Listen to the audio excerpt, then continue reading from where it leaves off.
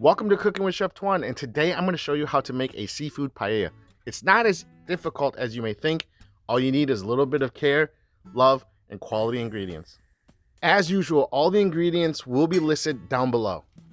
Now you will need some saffron for this dish. All you need is just a little pinch.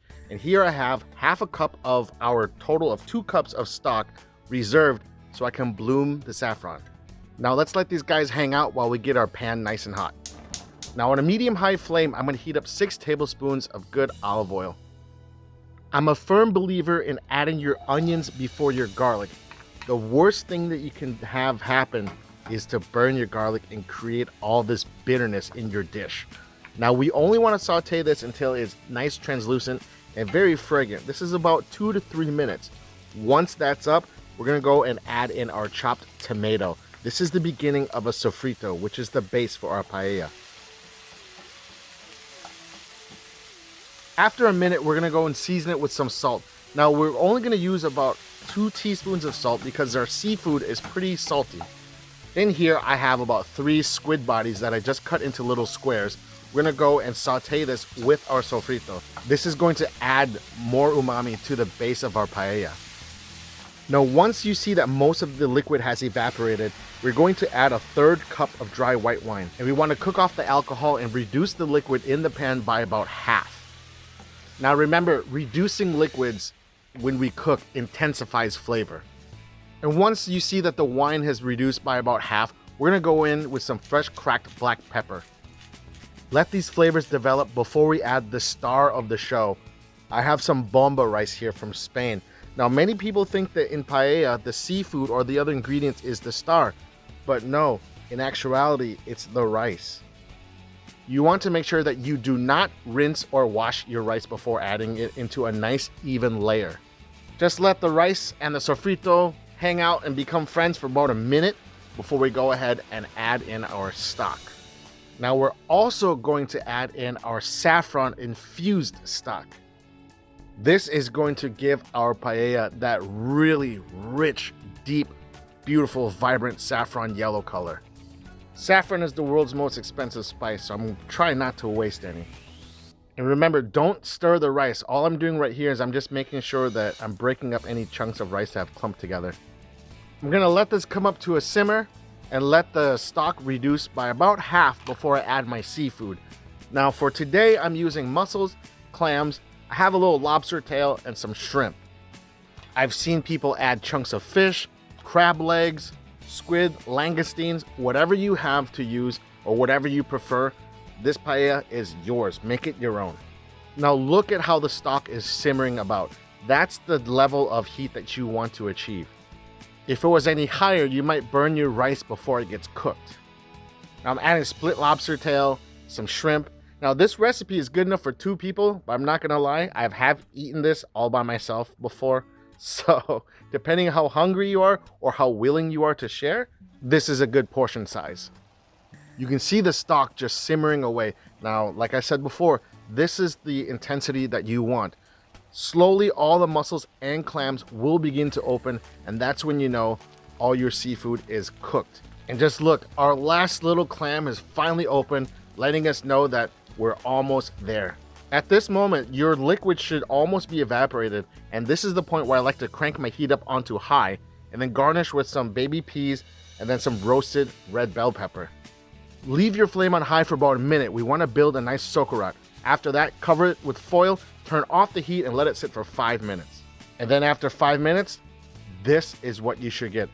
A perfectly cooked, beautiful paella with a nice crispy little sauerkraut or the crispy bottom underneath it all, and then garnish with lemon wedges before we bring it out to the table. And I also like to drizzle a little bit of Spanish olive oil on top. The only thing left to do now is to just serve. Get yourself a nice bowl, a spoon, and just dig in. Get underneath, get that sauerkraut, nice and crispy little pieces of caramelized protein and stock, really intense layers of flavor. This dish is definitely a showstopper. All you needed was some tender, loving care and some really good ingredients and a little bit of patience. I'm really excited about how it turned out. Look at this. Nice, fluffy rice. Got some of the sauerkraut on there. I'm gonna actually squeeze a little bit of lemon on it. you guys, look. Awesome.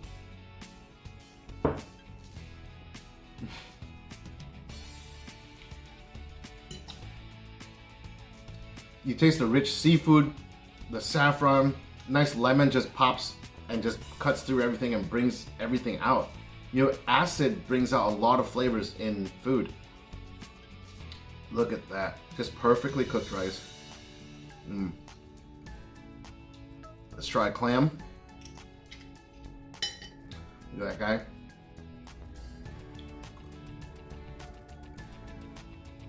Just perfect. Now I want to try this mussel.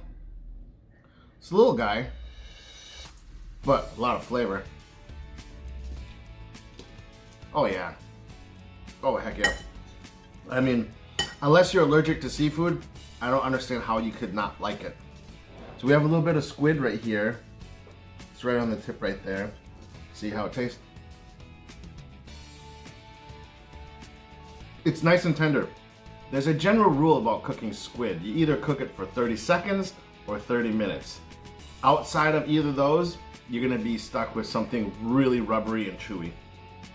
All right, so then, let's move on to our shrimp. So just grab it by the tail, just give it a nice squeeze, and it should come out of its shell, just like that. Nice plump shrimp. Cooked just perfectly. This is super awesome. I mean, I think everyone can agree that this is one of the best rice dishes in the world. So delicious. All right, so let's get this lobster. Let's go for it. Actually, you know what? I'm gonna put a little bit more lemon on this guy. There you go.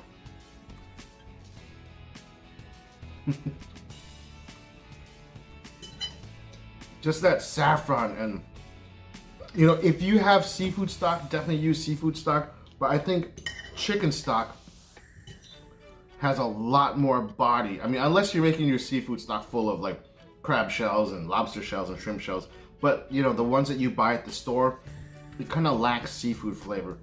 But if you're making paella and you don't have that rich seafood stock, go ahead and use chicken stock. You won't be disappointed.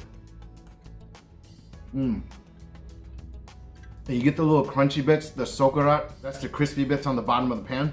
It has a really rich caramelized flavor, the caramelized protein flavor. So you combine that with the soft fluffy rice and the succulent seafood and the citrus from the lemon. So guys, that was my version of a Spanish seafood paella. Share this video, share this recipe, make this recipe. Enjoy it as much as I did. Guys, thank you so much for tuning in. I appreciate it.